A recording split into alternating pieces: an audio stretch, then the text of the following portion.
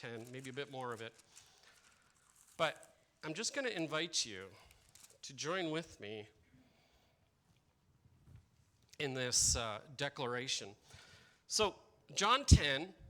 So just to give some context, first of all, to the setting that was around, what was shepherds and sheep were such a common occurrence in that area. And what they would often do is the shepherds would lead their sheep in the daytime off to areas where they would graze and try to find the green pasture. And you had to move sheep around because the way sheep graze, they literally, if you leave them in one area too long, they literally would eat the grass down to the roots and kill it. So you have to be very conscious with sheep to move them around to green pastures. They're not like cattle, you can kind of move them around. They won't kill the pasture.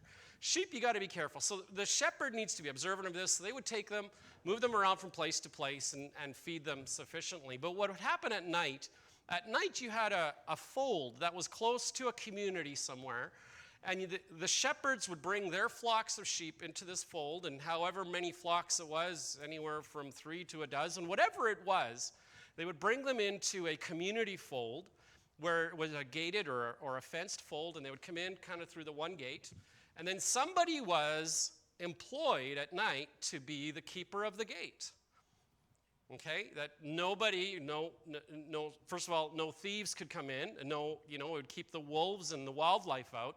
And the keeper of the gate would make sure that all these flocks, as they came together in this fold, that nobody would have access to these. And then in the morning, the shepherds would come, and the sheep would be very familiar with the voice of their shepherds. So as you had these multiple flocks together, the shepherd would come in and, call out, "Here, sheepy, sheepy, sheepy, I love you, Akashi." And the ones that are familiar with the voice and the message of that shepherd would proceed to separate themselves from the rest of the flock, would come to the shepherd would lead them out of the gate, and then onto the day to whatever pasture he was leading them into to graze for the day. So that's what would happen. So that's the context of what Jesus is speaking to as he's bringing his example of his role spiritually in the lives of believers. Okay? So John 10, starting off in verse 1, it says, "Truly, truly, I say to you, he who does not enter by the door into the fold of the sheep, but climbs up some other way, he is a thief and a robber." So the aspect, again, we've talked about this. When Jesus started sharing these truths, truly, truly, the aspect of it is like, he was kind of like saying these words, amen, amen. And amen is the whole thing of so be it, let it be so. It's a declaration. We often say that after a prayer because we're in agreement, right? It's a declaration. Well, Jesus was so affirming in this. He's like, I know this to be true because I am the author of truth. So he's declaring it from the start. He's saying, the statement that I am saying to you is so emphatically true. Hear me and understand. The amen is stated at the start, from him to them. And so he says that there's this picture that he who does not enter by the door into the fold of the sheep, but climbs up some other way, he's a thief and a robber. Evidently, that's pretty obvious. The reason you'd go over the fence or come into the fold some other way is because you don't have the right to be there, right? And so he goes, but he who enters by the door is a shepherd of the sheep. And to him, the doorkeeper opens, and the sheep hear his voice, and he calls out his own sheep by name, and he leads them out. When he puts forth all his own, he goes ahead of them, and the sheep follow him because they know his voice. A stranger they simply will not follow, but will flee from him because they do not know the voice of the strangers. Now, this figure of speech Jesus spoke to them, verse 6. This figure of speech Jesus spoke to them, but they did not understand what these things were, which he had been saying to them. Verse 7, so Jesus said to them again, truly, truly. There again, emphatically know this truth. I say to you, I am the door of the sheep. I am the one that is the gateway into the fold. He's using that illustration. I am the door to the sheep. All who come before me are thieves and robbers, but the sheep did not hear them.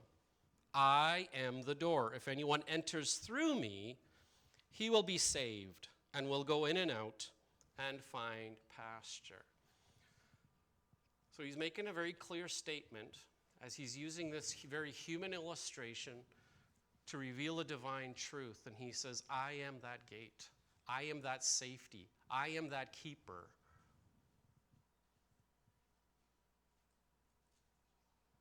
Those who may have come before and said they were the Messiah, they are liars. They are the thieves. They are the robbers. But the sheep would not know them. The sheep would not go towards them or be drawn to them because they would not know his voice. Verse 10. The thief comes only to steal and kill and destroy. I come that they may have life and have it abundantly. So again, I'm going through this very quickly because, again, this is just my introduction here. He's very clearly laying down, if you have a tendency or an urgency to follow the thief, okay, and there's clarity that will come. We're going through this series of identity in vision. Vision is the aspect of receiving a revelation from God, insight from the Lord that gives us direction and gives us guidelines to follow. And he's bringing it clear that if you're following a different voice or a different vision, they are the thief and the robber. But if you're my sheep, you'll be aware of it. And there may sometimes be a, should I go that way? Shouldn't I? He's very clearly laying out that if you go that way, those voices only steal, they kill, they rob, and they destroy you. Then the last part of verse 10, he says, but I have come that they may have life and have it abundantly.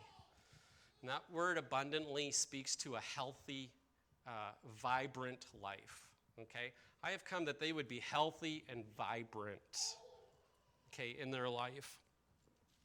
Now, I'm the good shepherd. The good shepherd lays down his life for the sheep. So he goes on to say, not only am I the door, not only do you come in and through me, but I'm also the good shepherd. I am the one that has the voice and speaks and calls to you.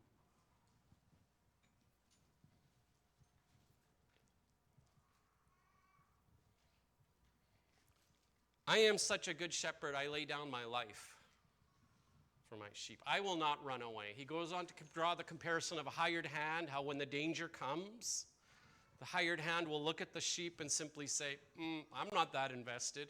All I'm going to lose is a day's wage. I'm out of here. The shepherd looks at the flock and says, I am so invested in this flock. When the danger comes, I am willing to give my life for this flock.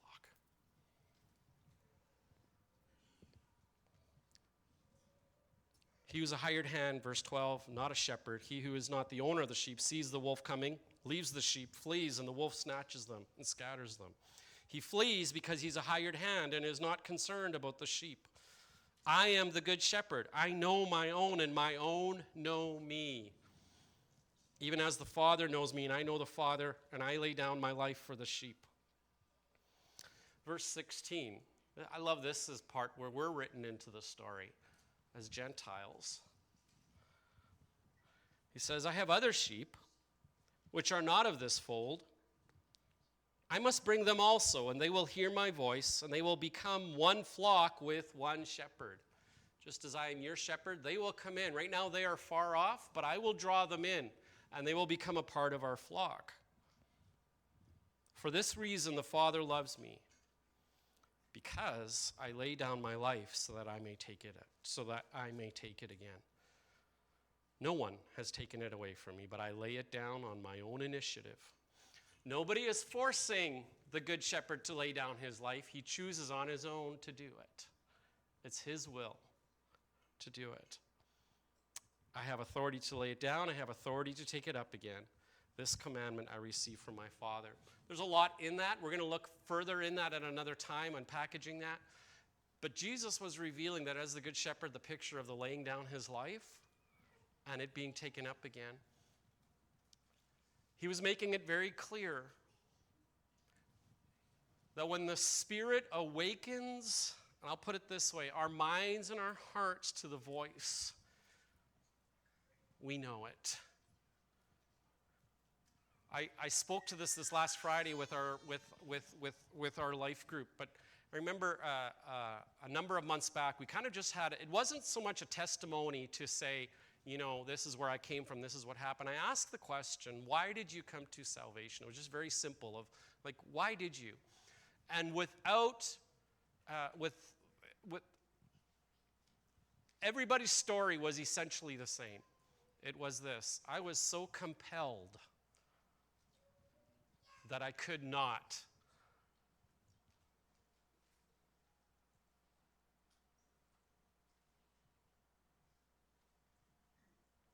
say no. I had to say yes. I suspect that everyone here, when you came to that place to surrender your life to the Lord, it really was the only decision left for you. It was so abundantly, clearly obvious. The answer is, he said, will you come? Will you come through the door?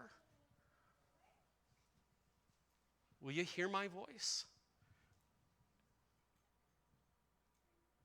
And we were like, of course. Of course. Because we knew his voice. And we are his sheep. And we're part of his flock.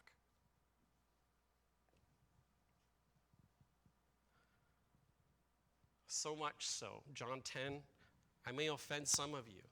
If you have not yet made that decision where it was so abundantly clear and it's his voice and his voice only that kind of draws you in, I would actually say, to the comparison that Jesus was laying out, that you haven't really heard his voice and surrendered to it and been drawn in. My hope today is that you're not hearing me speak, but you're hearing him speak to your heart. You're allowing him to take you on that journey, to draw you in. Maybe you're the one, another comparison, another parable that Jesus uses as he's leading the flock up the hill to the fold. The sheep gets lost in the thickets and in the burrs. And as the shepherd gets the 99 into the fold and he's got 100 sheep, he knows exactly which are his sheep. See, not only do the sheep know the shepherd's voice, the shepherd knows exactly which are his sheep. He puts them in the fold and he's kind of looking like, oh, I'm short one. I've got to go back and find that one. Maybe this morning you're that one. And the shepherd's coming along saying, I love you. I love you. And off in the distance, you're hearing a somewhat familiar sound with somewhat familiar words that you've heard in the past. And you start, and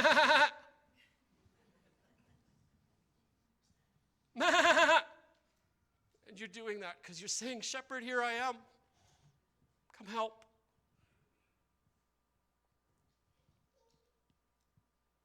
You see, if that sheep had kept his vision right, if he'd have continued to follow the revelation that was before him by the shepherd, what would he not have done?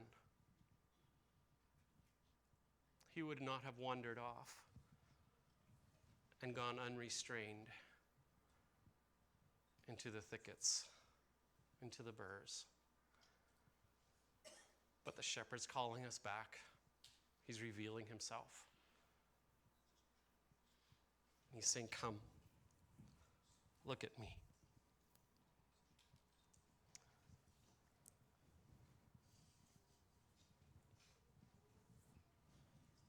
I'm just going to stop there this morning. Now I have my sermon ready for next week. We're going to sing here this morning.